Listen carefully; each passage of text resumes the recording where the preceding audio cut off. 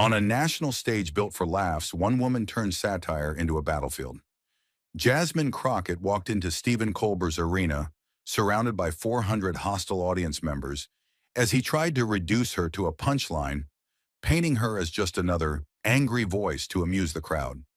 But within minutes, she shattered the illusion, dropping irrefutable data, invoking raw, real-world tragedy, and delivering a single line that turned applause into paralyzed silence.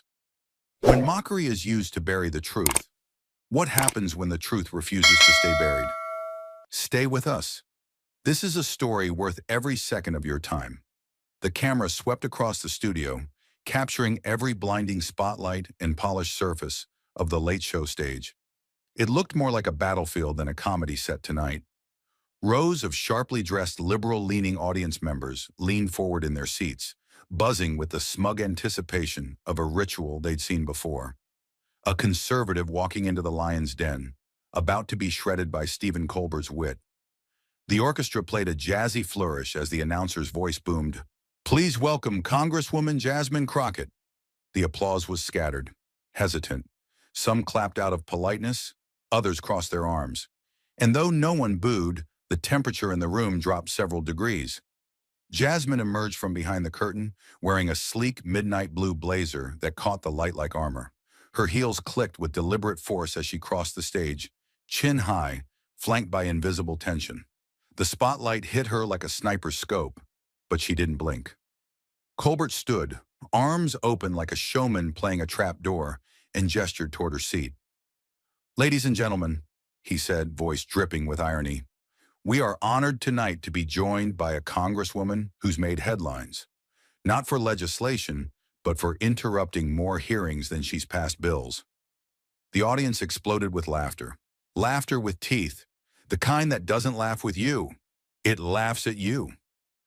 Jasmine walked to her chair without so much as a glance toward the crowd, not a flicker of discomfort. She had heard worse in silence, in back rooms, in hearings where her microphone was cut off mid-sentence. As she sat down, she met Colbert's gaze with the stillness of someone who had already seen the punch coming before he threw it. She didn't react to the applause or the insult. She reacted to the power dynamics. She wasn't here for permission to speak. She was here to break the script. The laughter from the crowd hadn't fully faded when Colbert reached for his next weapon. Words dressed as jokes, polished like glass shards. He didn't raise his voice. He didn't need to. His power wasn't volume. It was precision. He shifted in his chair, cocked his head slightly, and let his voice curl like smoke. "Congresswoman," he said in the tone of someone about to offer a compliment he had no intention of meaning, "help me out here. You say you represent working-class Americans. You talk about justice reform and institutional bias and systemic inequality. Big words, big claims. But let's be honest for a second." He smiled with the full confidence of someone who knew the crowd was already on his side.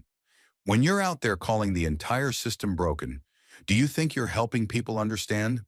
Or just helping them stay angry?" A few claps, some snickering. Then with the timing of a seasoned performer, he drove the blade.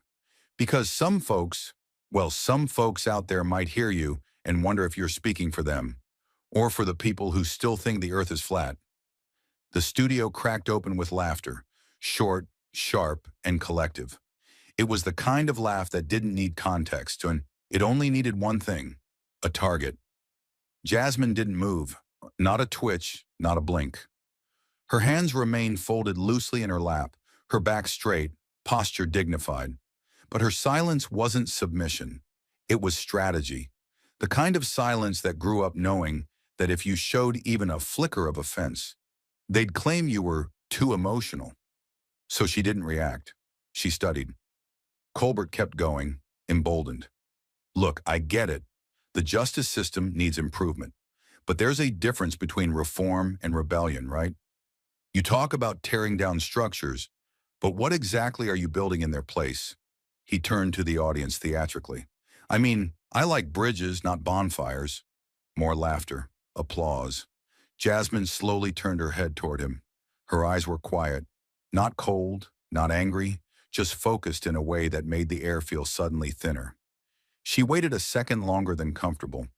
Then she inhaled slowly through her nose and finally spoke, her voice calm as granite. "You're very good at that, Stephen." He raised an eyebrow. "At what?" "At turning real pain into punchlines." The studio didn't laugh. It didn't need to. Her words didn't ask for that. She continued, "And you're not the first. You're part of a long tradition of hosts, writers, commentators who treat lived experiences like raw material, cut, shaped, and fitted for a segment." She leaned slightly forward, but her voice never rose. "But I didn't come here to play supporting actress in a satire about my own reality." A ripple moved through the audience, something between discomfort and awe. Colbert opened his mouth, but nothing came out. For once, he wasn't sure if the next line would land or implode. Jasmine let the silence sit. She let it breathe. "You ask if I'm helping people understand or stay angry?" she said, voice edged with steel now. "Stephen, when someone's house is on fire, they don't need understanding. They need someone to admit there's a fire." She didn't blink as she said it. She didn't stammer. Every syllable landed like a footstep across a landmine field someone else had laid. Her tone wasn't defensive, it was surgical. "You brought me on your show," she continued, "and the first question you throw is if I speak for flat earthers." Her voice dropped just slightly. "You could have asked about sentencing disparity. You could have asked about communities that have 0 public defenders and 30 prosecutors. You could have asked about how zip codes still determine life expectancy. But no, you chose flat earth." Now it was Colbert who froze. Not theatrically, but genuinely. It was a brief, flickering beat where the rhythm of his show, so practiced, so reliable, missed a step. The cards in his hand suddenly seemed too flimsy to hold. Jasmine turned briefly to the audience, her eyes moving from face to face with something just short of confrontation. "You laughed. That's fine. I expected that. But I wonder, when's the last time anyone laughed with you when it was your reality being mocked?" No one moved. She returned her gaze to Colbert. "You ask what I'm building in place of the broken system," she said. "I'm trying to build a country where my niece doesn't have to memorize how to behave in front of a badge, where a mother doesn't have to outlive her son by 20 years because the trauma of growing up black in America aged his heart faster than his body." Now the air was dry, still. Even the camera operators were holding their breath, unsure whether to zoom or stay wide. The control room hesitated to cut to commercial, worried it might look like censorship. Colbert smiled thinly, nervously. "Well," he said, "you're certainly not pulling any punches." Jasmine nodded. "I didn't come here to spar. I came here to speak. If that feels like a punch, maybe it's time to ask why." It was the kind of moment television doesn't prepare for, because it can't be rehearsed.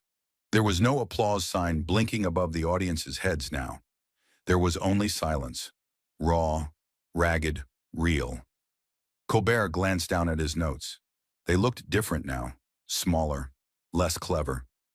Jasmine sat back, still calm, still unshaken.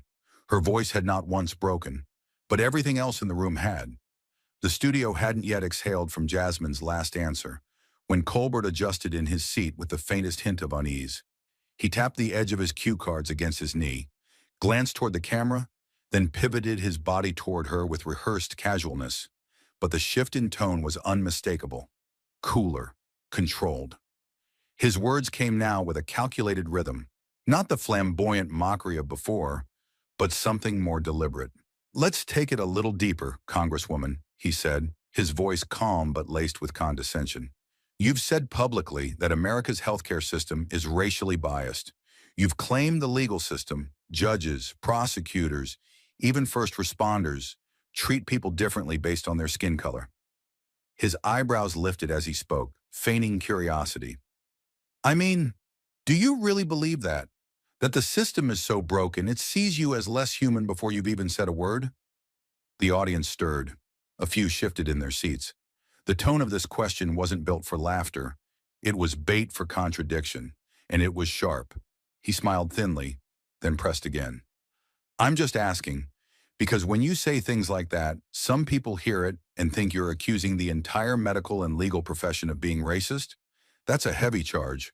Are you really standing by it?" The lights above snapped brighter, subtly but deliberately. A visual cue the control room didn't announce out loud, but the effect was surgical. The glow pulled over Jasmine like an interrogation lamp. It framed her, boxed her in. One woman surrounded by a machine that didn't need to shout to assert power. It just turned up the heat and waited for her to sweat.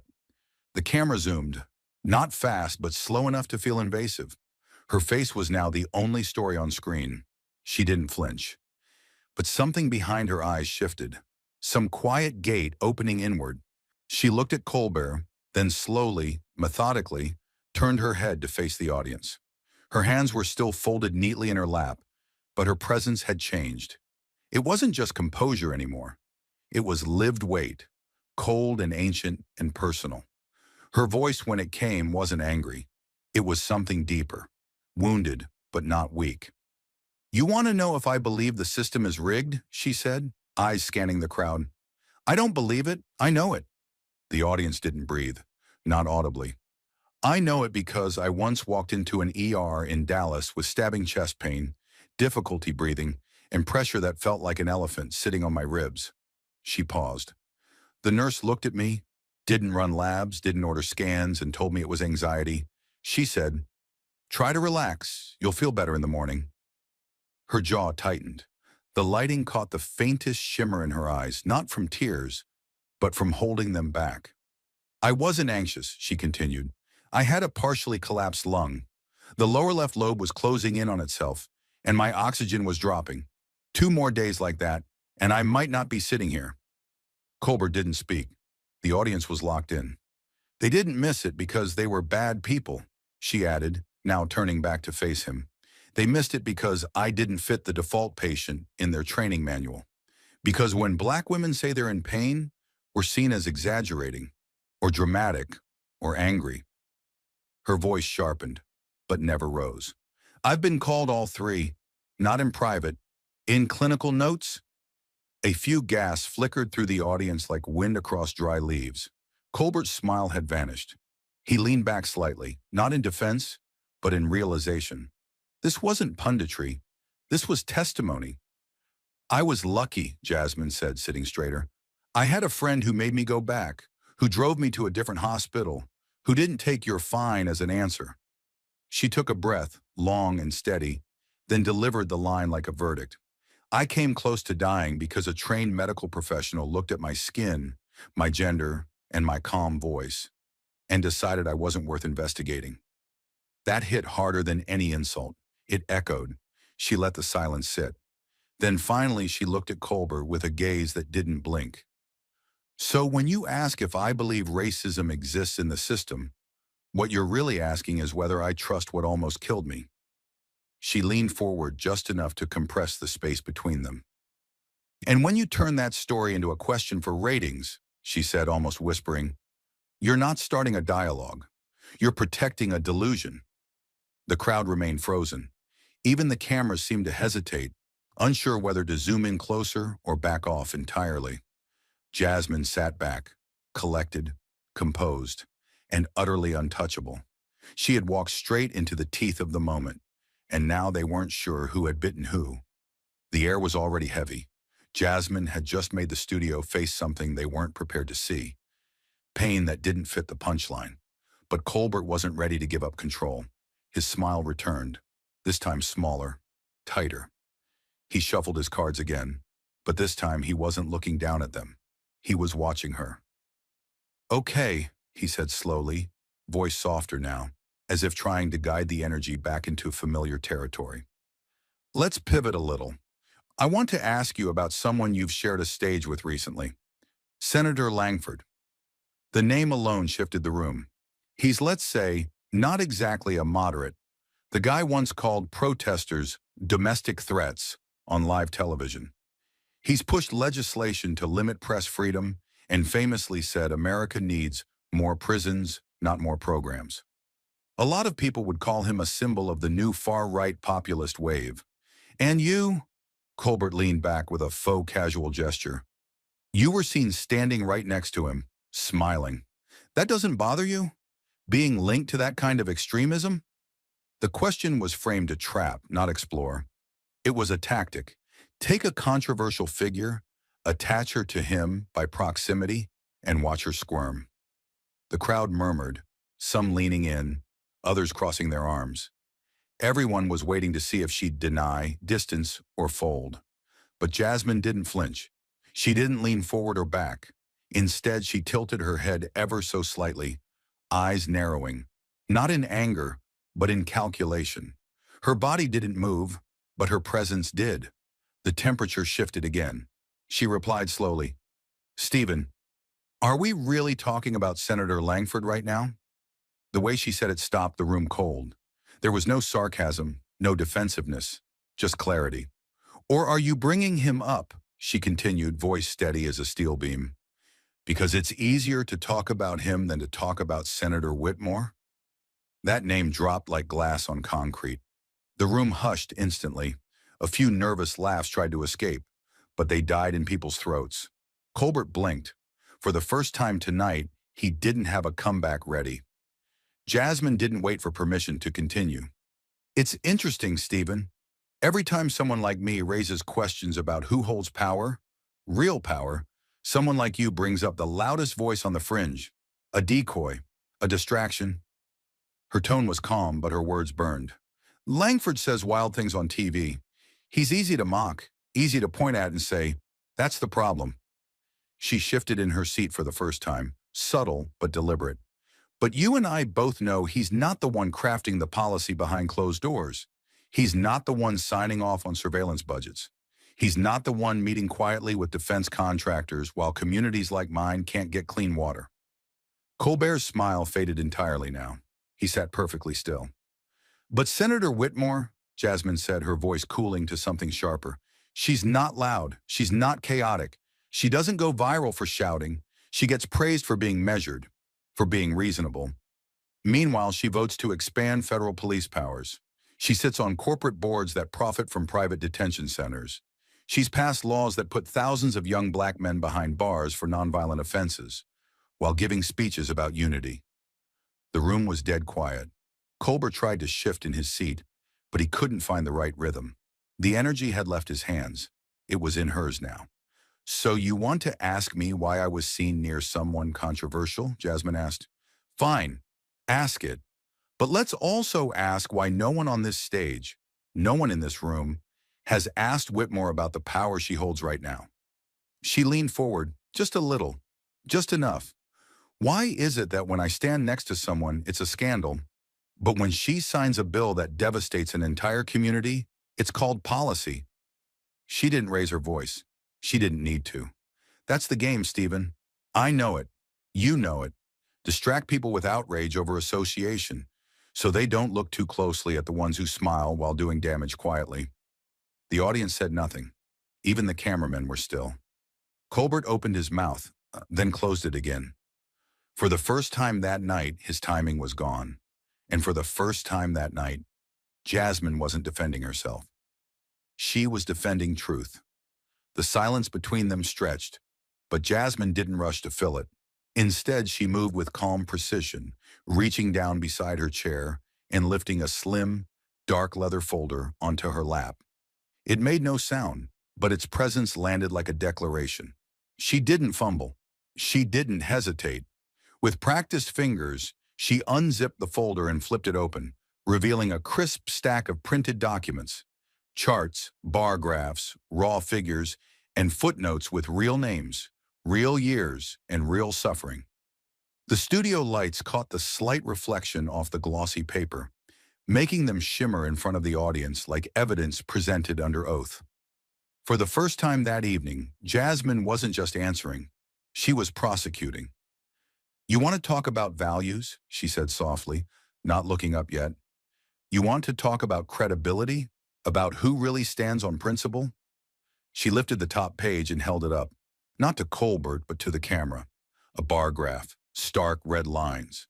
No need for dramatic fonts. The numbers told their own story. This chart tracks the loss of health insurance coverage in working-class districts from 2017 to 2023, particularly in states where federal subsidies were slashed under the so-called streamlining efforts. You personally applauded on this very show. Colbert didn't respond immediately. His expression was neutral, measured, but his body shifted in the chair, just slightly. A tell. She continued, voice steady and factual. Do you remember what you said? I do. You joked that maybe if folks have to pay more out of pocket, they'll stop going to the ER for stubbed toes. That's a quote from you. November 14th, 2019. A few murmurs stirred through the audience. They weren't laughing now. Jasmine flipped to the second sheet. This one had colored overlays across a U.S. map. These are the counties where those policies hit hardest. Places where thousands lost access to essential care. Not luxury, essential care, chemotherapy, diabetes treatment, prenatal screenings. Gone. She laid that sheet down, carefully aligned with the first. Then she picked up the third, a line graph trending sharply upward. Medical bankruptcies. You made a segment about healthcare bureaucracy and called it government bloat. The same year, personal bankruptcies from medical debt jumped 23% in underinsured populations. That's not bloat, Stephen. That's blood. The silence in the room shifted, no longer awkward, now heavy, weighted with realization. Jasmine looked out, not just at Colbert, but beyond him, beyond the cameras. Do you know what it's like to sit across from a single mother who has to choose between insulin for her child and rent? And then watch her blamed for poor decision-making on national television by people who've never had to choose between survival and shame. No one in the room moved. Not the audience, not the crew, not Colbert. I represent people who were already holding on by a thread, she said, lowering the documents now and stacking them calmly. And when the policies you celebrated sliced through that thread, it wasn't abstract. It was immediate. It was brutal. And it was deadly. The lights didn't dim, but somehow the stage felt darker. Jasmine's voice didn't shake. She wasn't emotional in the way people expected. No fury, no raised pitch. Just the weight of someone carrying more names in her memory than most people carry in their contacts. You didn't lose coverage, Stephen. Your premiums didn't spike. Your child didn't sit in a free clinic hallway for 6 hours with a ruptured appendix because the urgent care centers had shut down. But mine did. My district did. And you turned that into late-night content. The audience was frozen. A few heads bowed slightly. A middle-aged woman in the second row blinked rapidly. A man in a sports coat rubbed his knuckles together, visibly unsettled. Jasmine leaned back in her chair, eyes still locked on her host. You want to talk about ethics? She asked, barely above a whisper. This is what your kind of ethics created. She didn't point. She didn't raise a finger. She didn't need to. The papers on the desk, silent, clinical, undeniable, spoke louder than applause ever could. The silence around the documents still hung in the air, thick as velvet. Jasmine's voice had landed like a final note in a courtroom, but Colbert wasn't ready to concede. His show wasn't built for silence. He leaned forward slightly, hands now clasped together, and adopted the careful tone of someone stepping into sensitive terrain while still aiming to land a punch. Okay, he said, his voice lowered, thoughtful, but lined with a rehearsed edge. You've made your point. But some people watching tonight might say, wait a second, didn't Congresswoman Crockett once defend the police using data that didn't tell the whole story? He glanced at his notes, casually flipping a card. There was that time, 2 years ago, you cited a drop in arrest rates as evidence of improved community trust. But what about the fact that the same district saw a spike in unreported crime? Critics called it misleading, cherry-picked, designed to make law enforcement look good. He said it with his trademark lightness, but there was weight behind the words, the kind meant to shake public trust, to frame her as a contradiction. The crowd reacted on cue, a few nods, soft murmurs, a ripple of shifting in seats. It was the kind of accusation that didn't need to be proven. It just needed to be planted. But Jasmine didn't blink. She didn't shake her head or interrupt. Instead, she slowly reached into the side of her folder, pulled out a slim black remote, and pressed a button beneath the desk. Behind them, the studio's massive wall screen flickered to life. No sound at first, just the unmistakable frozen frame of the Late Show from 3 years earlier. Colbert at his desk, eyes wide, mid-joke. The video rolled. There he was, laughing as he delivered a bit about a man in Cleveland mistaken for a robbery suspect. Tall, hoodie, and suspicious of mayonnaise, Colbert had joked as the audience roared in the clip. And by suspicious, I mean black. The line hit. It had hit then too. Drawn laughs, applause, a confident pivot into a quip about suburban paranoia and 911 overuse. But in the silence of tonight's studio, the joke didn't land. It recoiled. The clip ended, and the screen went black. Jasmine looked at Colbert. Her voice was even. Sharp. You want to question how I use numbers? Fine. But let's also question what you've used for laughter. She didn't raise her tone. She didn't need to. Because that wasn't satire, she said. That was a real arrest. A real man on his knees in front of his kids, handcuffed for looking like someone else. He was innocent, and you made it a segment. The audience sat motionless. The silence wasn't polite, it was stricken. You talk about misleading context, Jasmine continued. But what context is there, Stephen, when a joke turns someone's trauma into your studio's applause line? Her gaze didn't soften. Her shoulders didn't drop. I didn't come here to win a debate, she said, but I won't sit still while you throw around the word manipulation from behind a desk that's polished with the pain of people like me. Colbert's face remained neutral, but his eyes had lost their smirk. Jasmine leaned forward slightly, her voice no longer cutting, but cold, surgical. Saying something cruel with a smile doesn't make it satire. It just makes it more comfortable for people to ignore what's actually broken. She paused, letting the words settle into every uncomfortable corner of the room. Let me be very clear, she said finally. I stand by my data because it came from communities. Yours came from a punchline. She sat back, and the studio for once didn't know who to look at. The host, cornered in his own arena, or the woman who had just turned his show into a courtroom and made the jury stare at their own complicity. The weight of the previous exchange hadn't lifted. It had thickened. The audience wasn't leaning forward anymore. They were pinned to their seats. Colbert had lost the rhythm, and he knew it. The air held that distinct pressure, the kind you feel in a courtroom before a verdict, in a hospital waiting room before the news. Jasmine could have stopped. She had already drawn blood with truth, exposed the polished cruelty that hides behind satire. But she wasn't done, because facts alone don't move a nation, voices do. Her hands moved slowly. No dramatics, no flair. Just deliberate motion, like she was opening a wound that demanded to be seen. From the inner flap of her folder, she drew out a small voice recorder, plain, white, clinical. She held it for a moment in her palm, as if feeling the weight of the life stored inside it. Then she set it gently on the desk between them. It was a line in the sand, and Colbert instinctively leaned back.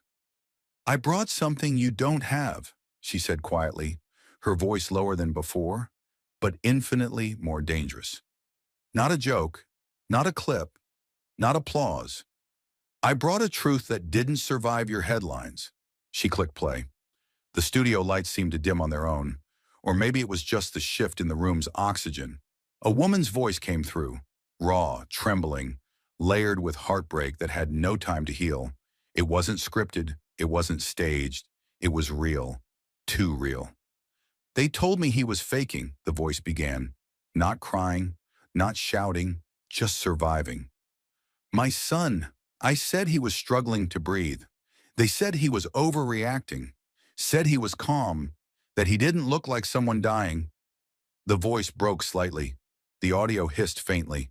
The silence in the studio became absolute. I asked them to move. They wouldn't. By the time the EMT checked his pulse, his lips were blue. They still told me he just needed rest. He died 37 minutes later. A choked breath came through the speaker. Then nothing. The clip ended, but the room didn't restart. No one moved. No one breathed. The silence wasn't empty. It was a scream, choked in the throats of hundreds. Jasmine didn't look at the camera. She didn't look at Colbert. Her eyes stayed fixed on the recorder. She was a mother from Detroit, she said softly, Her son's name was Marcus, 17, black, honors student, asthmatic. He died in a hallway because his pain wasn't considered urgent enough by a system built not to see him. Her voice didn't rise. It didn't need to. She called me after the funeral, said no one believed her. Not the doctors, not the press, not even the social worker who filed the death report. But I did. She turned slowly toward Colbert now, her expression unreadable, her words carved from something ancient and bitter. You talk about facts, Stephen, about data, about principles, but I carry names, I carry recordings, I carry the voices your audience doesn't hear, because they aren't entertaining enough to make it into a monologue. The silence was now suffocating. You think the show is about politics? I'm not here for politics. I'm here for the ones who never made it on time. She gestured toward the recorder, small still, but heavy enough to bend the studio in half. This, she said, is the sound of what you've never had to live through. And until you do, maybe ask fewer questions about who's too angry and more about why we're still mourning. Her voice didn't crack, but 1,000 hearts in that room just did. And for the first time all night, not even the cameras dared move. The last words of the mother's recording still echoed in the minds of everyone in the room, long after the audio itself had gone silent. It wasn't just the sound that haunted, it was the space left behind, the empty ache between syllables, the unmistakable truth that no monologue, no commercial break, no clever pivot could erase what had just been laid bare on national television. For the first time all night, the power didn't belong to the host. It belonged to the woman who had dared to bring grief into a space designed for applause. Colbert shifted in his chair, subtly at first, then more noticeably as he cleared his throat, eyes darting toward the stage manager just off camera. The glow of the cue monitor blinked quietly, the red light urging him to rap. His fingers fidgeted with the edge of his stack of cards, now useless. And when he finally spoke, the strength that usually wrapped his voice was missing. Well, he muttered, forcing a laugh so light it vanished the moment it touched the air. This has been intense, important no doubt, but, we're actually out of time. He trailed off. Even the apology wasn't complete. The words were an escape rope he wasn't sure would hold. And in that moment, he realized the audience wasn't coming with him. They weren't laughing. They weren't nodding. They weren't ready to move on. Jasmine didn't blink. She didn't sigh. She simply watched him, calm, composed, unshaken. Then she turned her head slowly toward the audience, and that's when she smiled. It wasn't smug. It wasn't triumphant. It was precise. The kind of smile born not of victory, but of certainty. A woman who had been dismissed 1,000 times and still found her voice intact. A woman who understood that sometimes the truth doesn't need a microphone. It just needs someone who refuses to be interrupted. Her tone was quiet, but unwavering. I think your audience, she said, letting her words settle like a weight on the studio floor, can give 2 more minutes to something more real than applause. No one moved. Not the host. Not the cameras. Not the carefully stage-managed world that had, until that very moment, believed it was in control. Even the blinking red light on the cue monitor seemed to hesitate. Jasmine leaned back slightly in her seat, hands still folded, not begging, not asking, simply continuing. The authority in her voice didn't come from volume. It came from presence, from experience, from loss. And as the seconds stretched into something more profound, it became painfully clear that for the first time all night, Colbert couldn't end the show, because the show wasn't his anymore. Not while truth was still speaking. The stillness in the studio had shifted from shock to something closer to reverence. The energy didn't belong to the show anymore. It belonged to the truth hanging between them, in the air, in the weight of what had already been said. Jasmine let that silence stretch just long enough to become sacred. And then, with a breath barely audible, she reached back into her folder for something heavier than a quote or a quip. She pulled out 3 stapled pages, bland, bureaucratic, yet terrifying. The kind of government document that never makes headlines but decides who suffers. The kind of data that lives in footnotes while people live with the consequences. She didn't raise her voice. She raised the paper. You want to know what real imbalance looks like? She asked, her tone flat but piercing. It's not just about who gets airtime or whose voice is loudest.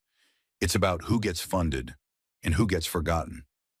She unfolded the first page, exposing it to the camera without theatrics. Just the bare truth. Her finger tapped the top line. This is a line-by-line reduction in federal public benefit spending between 2016 and 2023. It's all here. Housing assistance, down 31.2%, SNAP reductions affecting 1.6 million households, emergency Medicaid waivers, revoked in 19 states during the peak of a respiratory pandemic. She flipped to the second page, her voice tightening, not with anger, but with precision, with lived experience. Meanwhile, here's what went up during the same period. Federal and state subsidies for high-budget entertainment projects, TV shows, streaming giants, film festivals, PR contracts for government messaging. In one fiscal year, the Department of Commerce approved $84 million for domestic media partnerships, while cutting youth nutrition grants in 2/3 of inner-city districts. She laid the papers flat across the desk now, perfectly aligned, like evidence before a jury. And in a way they were. She turned to Colbert, expression unreadable, gaze sharp. You talk about politics like it's performance, like dysfunction is just another comedy genre. But this isn't satire, Stephen. This is suffering measured in decimal points. Her voice dropped an octave. While you joke about who won the week, I come from places where people pray not to lose their heat, where schools no longer serve lunch on Fridays and landlords turn off water without warning, where the mail doesn't bring relief, it brings denial letters. And when it does, the comedians are silent. The studio, which once fed off rhythm and repartee, had become a courtroom of conscience. I'm not here to entertain. I'm here to remind you that behind every punchline about Congress, there's a woman who didn't get her insulin this month, a child whose coat is a pillow, a father who hides the eviction notice until the lights go out. She paused. Let that land, then held up the final page, blank except for one line circled in red ink. Unspent emergency funds reclassified for media development. She stared at it a moment. Do you know what that means, Stephen? She asked, quieter now. It means money meant to help people survive was rerouted to help people look good. She looked up again, directly into the camera. And while you mock the absurdity of it all, millions live in the punchline. She placed the pages down, neatly, precisely, and sat back. She hadn't raised her voice once, but the silence that followed could have cracked stone. The documents lay untouched, splayed across the desk like an indictment. But it wasn't just ink and numbers that had silenced the room. It was the way Jasmine had made the data personal, human, real. The kind of truth you couldn't edit with laughter. Around the studio, faces were frozen mid-expression. The clappers in the back row hadn't moved. The interns at the edge of the crowd had lowered their iPads. Somewhere in the third row, a young man, 20s, buzz-cut, denim jacket, turned slowly to look at the woman beside him. She didn't say anything, but her eyes were glossy, hands clasped tightly together. They didn't expect this. No one had. The audience had come for comedy. But this was something else entirely. Colbert shifted in his chair, not in control, but in search of footing. The silence should have been a cue, should have told him this was the moment to pause, to absorb, to listen. But instinct dies hard, especially for someone who built a career on spinning discomfort into claps. He offered the room a hollow chuckle, one that never touched his eyes, and leaned forward just enough to appear present without actually engaging. Well, he said softly, almost as if confessing rather than commenting. That's certainly interesting. The words dropped like a stone in still water. He smiled, but even that looked unsure. A smile drawn by muscle memory, not conviction. Not one person laughed, not even the usual diehards in the front row.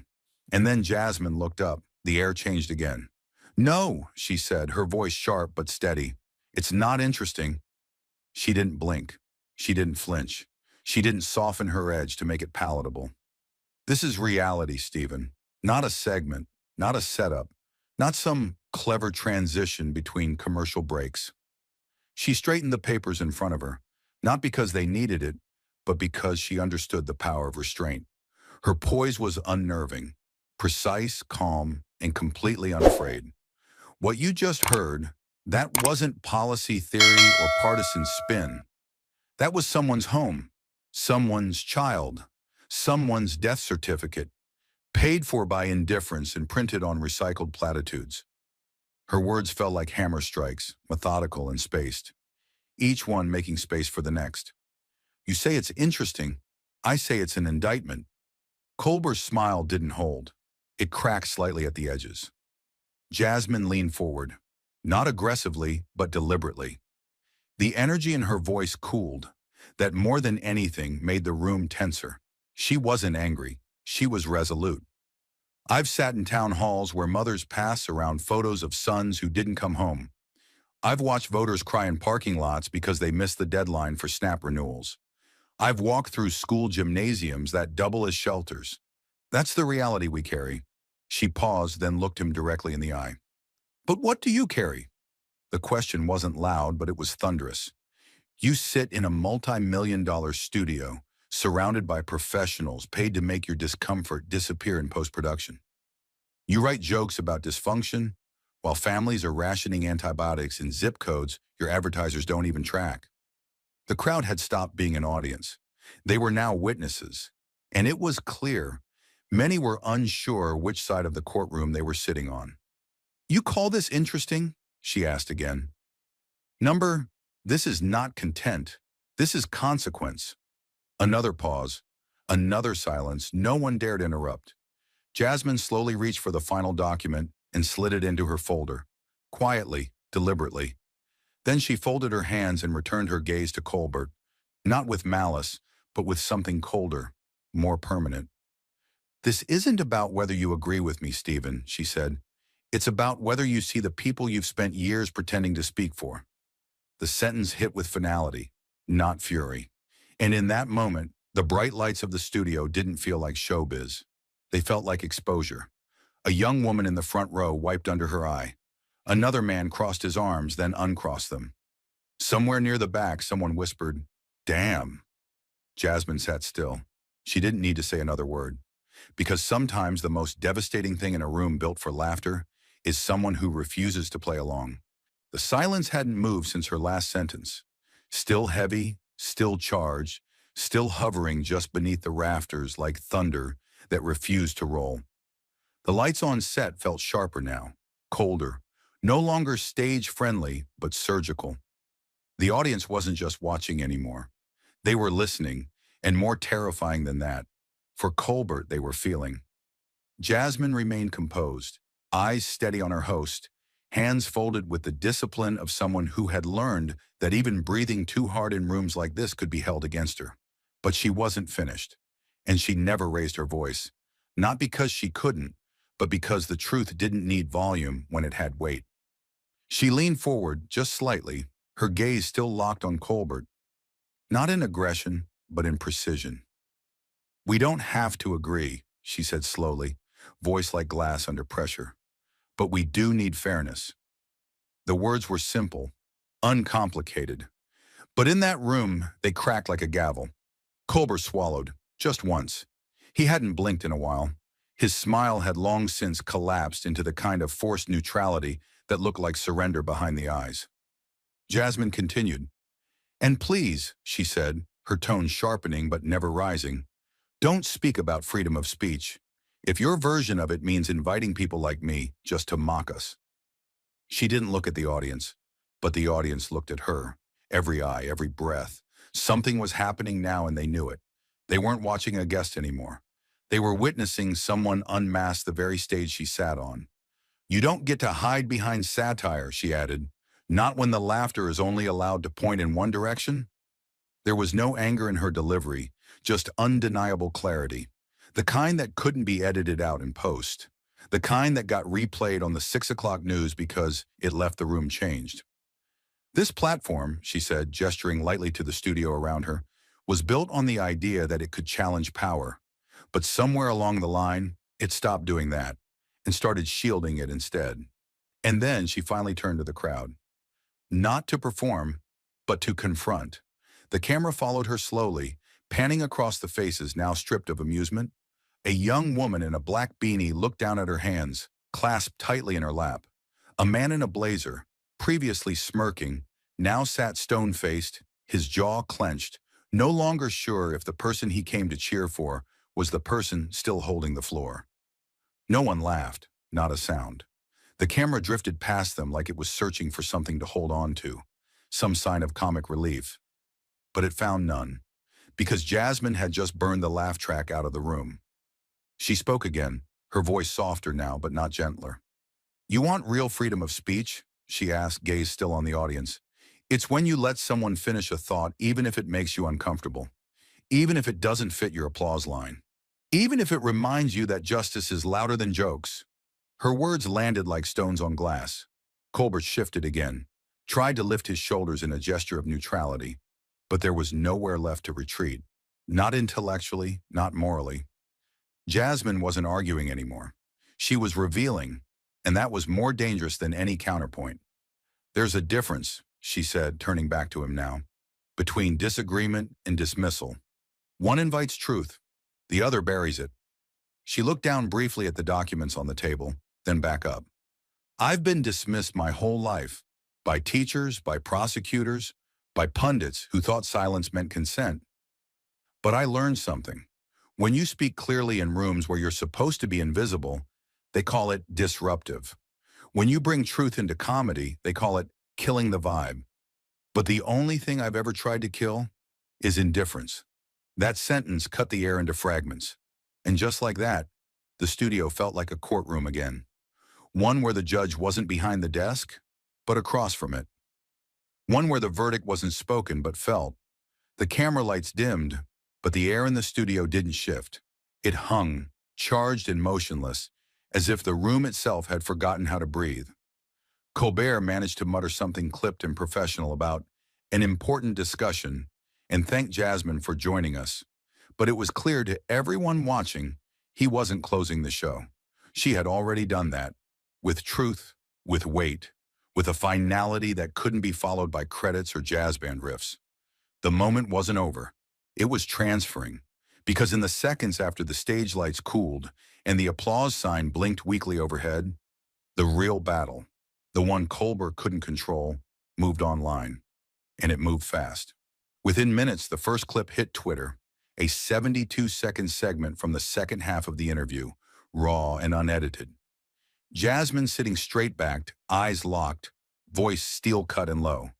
"We don't have to agree, but don't speak about freedom of speech when your platform is built to humiliate the voices you invite." The caption read, "Crockett crushes Colbert." Finally, someone says it to his face. It took exactly 11 minutes to hit 10,000 retweets. By the half-hour mark, where Crockett crushes Colbert was trending #1 nationally, then globally. Twitter's servers slowed under the weight of simultaneous uploads from different angles. Some shot illegally from inside the studio by stunned audience members, others screen captured from bootleg streams, edited in real time with bullet points and fire emojis. And then came TikTok, not with noise but with silence. The most viral clip was just 14 seconds long. No background music, no fast edits, just Jasmine's voice, calm and deliberate, beneath a dim studio light. Truth doesn't have to yell. It just has to be brave enough to speak when the whole room wants silence. The caption below read simply, "She didn't flinch." Not once. The video exploded. 3 million views in under an hour. Duets, reactions, overlays of quiet tears from nurses, teachers, exhausted young mothers, watching on grainy screens from break rooms and hospital cafeterias.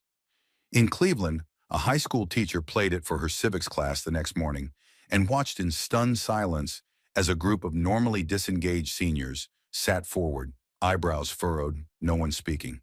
A student finally whispered, "Why did that feel like she was talking to us?" In Houston, an Uber driver turned down his music, played the audio from the clip again, and said to his passenger, "That's the first time I've heard someone tell the truth on a comedy show." The wave wasn't partisan, it was personal. And then came CNN.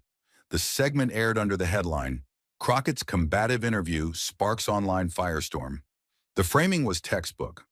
Faux neutral language laced with faint disapproval, snippets of the interview cut and re-edited out of order, followed by a panel of commentators, none of whom had been in the room, analyzing whether Jasmine's tone had been too confrontational for late-night civility. What they didn't expect was the backlash. The clip was uploaded to YouTube and ratioed into oblivion within hours. Tens of thousands of comments, most furious, some heartbroken, all laser-focused on a singular betrayal.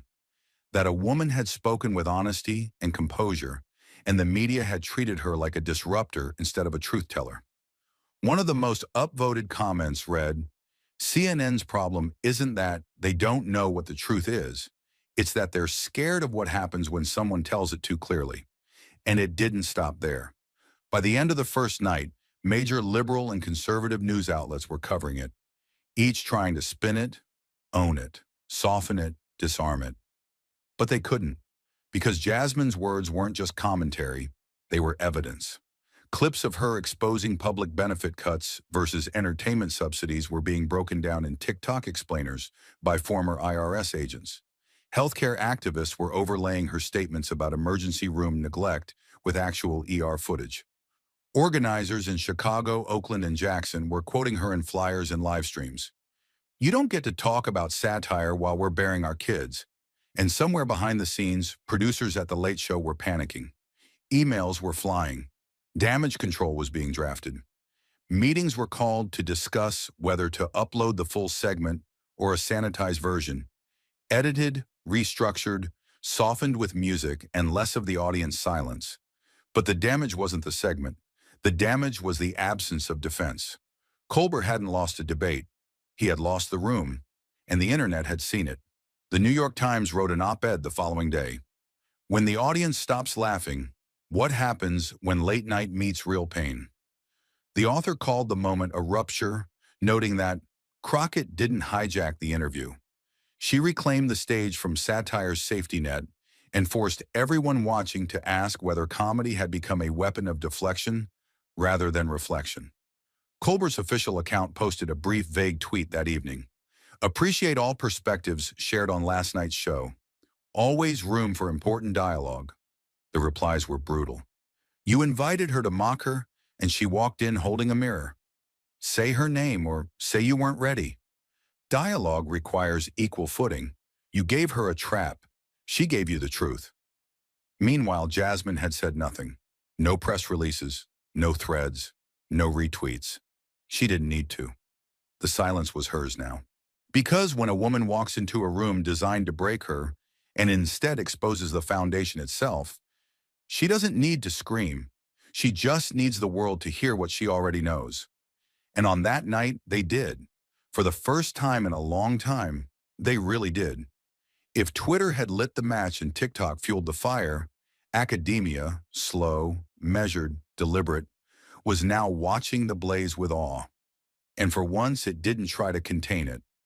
In the days that followed the viral explosion, something unprecedented happened behind the doors of media schools from NYU to Berkeley. Professors rewrote their syllabi in real time.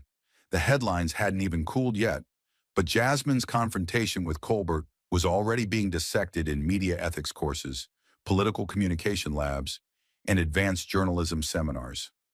Not as a scandal, not as an outburst, but as a masterclass. A moment so precisely constructed, so flawlessly executed, that instructors couldn't ignore it. They weren't just analyzing what she said, they were studying how she said it, and more importantly, how it landed. The emotional current that had electrified living rooms and timelines now hummed under projectors and across classroom debates. Jasmine's voice echoed from speakers clipped to whiteboards. Truth doesn't have to yell. It just has to be brave enough to speak when the whole room wants silence. It played not as a soundbite, but as a lesson, a strategy, a turning point. At Columbia Journalism School, Professor Elaine Morris paused the clip mid-sentence and turned to her first-year cohort. "What do you see here?" she asked, not what they thought, but what they saw. A hand rose, then another, and another. "She timed it like a courtroom closing," said one student. "She didn't attack. She reframed," said another. She baited the host into revealing his bias, said a third, quieter voice near the window. No, Morris corrected gently. He revealed it himself. She just left the silence long enough for everyone to notice. In the back of the room, a visiting journalist from The Guardian scribbled furiously. The board read in large red chalk. When comedy forgets its conscience, this is how you take the mic back. And this was happening everywhere. At Northwestern, the Media Impact course opened its Thursday module with the title, Episode Crockett vs. Colbert, The Power of Prepared Truth. They analyzed her body language, her tone, the way she waited for laughter to die before landing her heaviest lines.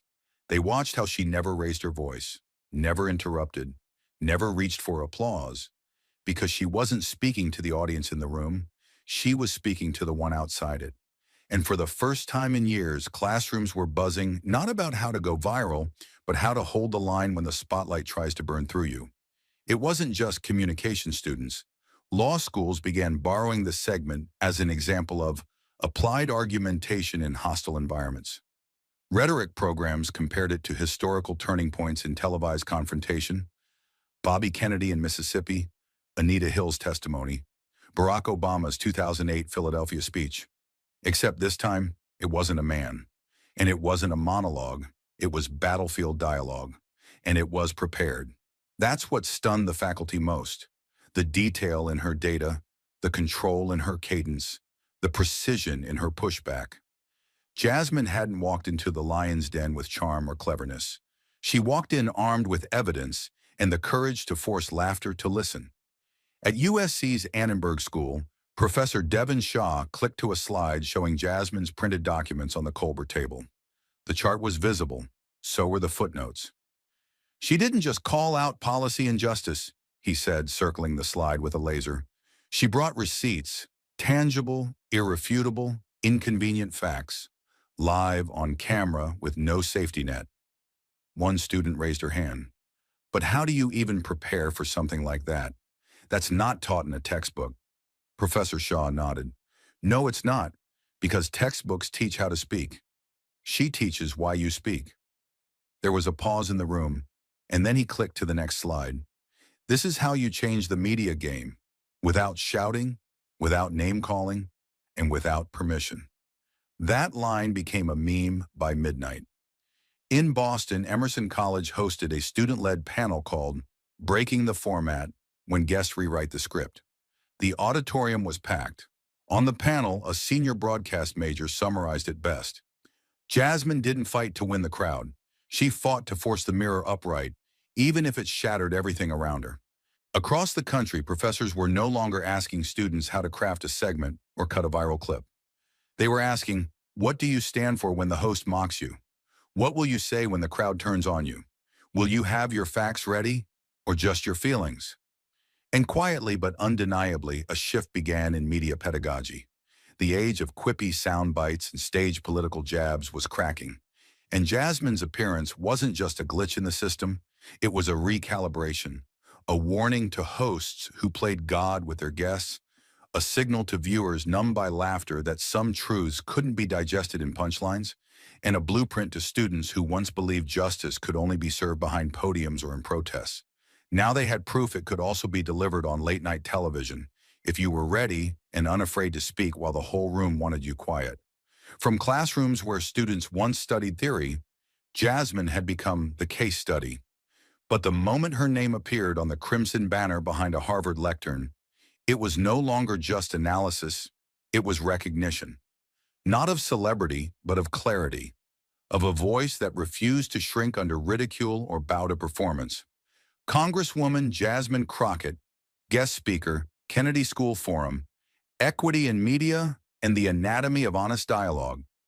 The line outside the hall snaked through the courtyard, past the brick arches, packed with journalism majors, political science students, and professors who hadn't seen their lecture halls this full in years. Inside, the air felt less like an academic event and more like the eve of something seismic. Jasmine didn't enter to applause. She entered to a quiet hum of anticipation, students sitting forward, pens already in hand. No teleprompter, no intro video, Just a woman who had held her ground against a juggernaut and left the nation speechless. She stood at the podium in black, understated but commanding, with the quiet confidence of someone who had already weathered the storm and knew she didn't need the wind to speak. "Let's begin with a simple premise," she said, her voice steady and direct. "The truth doesn't perform, it persists. No theatrics, no grand gestures, just measured, piercing cadence that cut through the politeness of the Ivy League chamber like a scalpel." She didn't recount the Colbert night as a victory. She dissected it as an ecosystem. How media trains the public to laugh before it thinks. How narratives are shaped by who's holding the mic and who they believe deserves to speak into it. How a woman of color is often invited not to dialogue, but to decorate the illusion of balance. "The stage was never neutral," she said flatly, "but neither am I." Heads turned, pens paused. That line would be quoted in op-eds, student blogs, and Twitter threads for weeks. She moved seamlessly between policy and narrative warfare, explaining how media framing could silence victims more efficiently than any law. She showed charts of speaking time disparities, interrupted guests by race and gender, and the subtle mechanics of laugh tracks as weapons. But more than data, she delivered challenge. "Ask yourselves," she said, her eyes scanning the audience, "who do we protect with satire, and who do we permit ourselves to mock?" The applause wasn't thunderous. It was slow, rising, thoughtful, because what she gave them wasn't entertainment. It was accountability. Later that week, she appeared on a national talk show, a glossy, polished evening segment hosted by a seasoned anchor known more for celebrity interviews than anything resembling confrontation. The topic was her Harvard lecture. The host leaned forward, clearly hoping for a juicy retelling of the Colbert encounter. "What did that night feel like for you?" he asked with a rehearsed smile. "I mean, sitting across from him, with all that tension in the room, what was going through your mind?" Jasmine didn't flinch. She didn't play coy. She didn't deflect. Instead, she leaned back slightly, her hands folded in her lap like she wasn't here to defend herself, only to state what needed to be said. "I wasn't there to win an argument," she said softly, but with unmistakable firmness. "I came to make people ask themselves, what exactly are you laughing at? And why?" The host blinked. The smile froze just a half-second too long. She continued, letting the silence stretch like a stage. "Because when a woman talks about racial bias in healthcare, and the room chuckles, that's not about her. That's about us. That's about what we've normalized. What we've decided is safe to mock." The camera didn't cut away. The producers didn't insert a graphic. The moment was raw, and they knew it. Jasmine leaned forward now, voice steady as ever. "Civility doesn't mean silence. Dialogue doesn't mean deference. And freedom of speech doesn't mean freedom from consequence, especially if your job is to shape public opinion and you're doing it through laughter." Across living rooms and dorm rooms and newsroom break rooms, that clip would replay like a confession wrung out from a system that had gotten too comfortable ridiculing the inconvenient. On social media, it sparked headlines, not just a clapback.